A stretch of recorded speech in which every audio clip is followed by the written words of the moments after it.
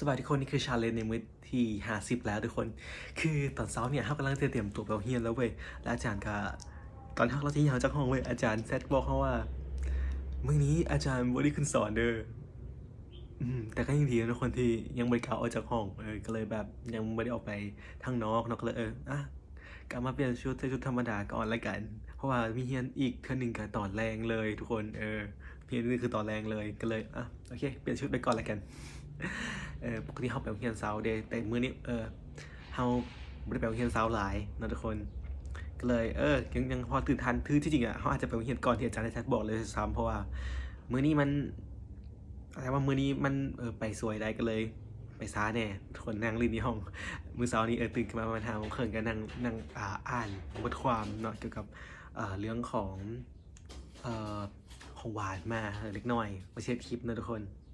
อ่ะ ถ้าใครที่ให้ทิปอย่างต่อไปก็ฝากคอมเมนต์ได้เลยทุกคนคอมเมนต์ไหนทุกคนคอมเมนต์ไหนหรือที่จะถามเรื่องอย่างก็ได้ทุกคนเขาตอบได้นะทุกคนเดี๋ยวเขาจะไปพิจารณาคำตอบมาให้เจอกัน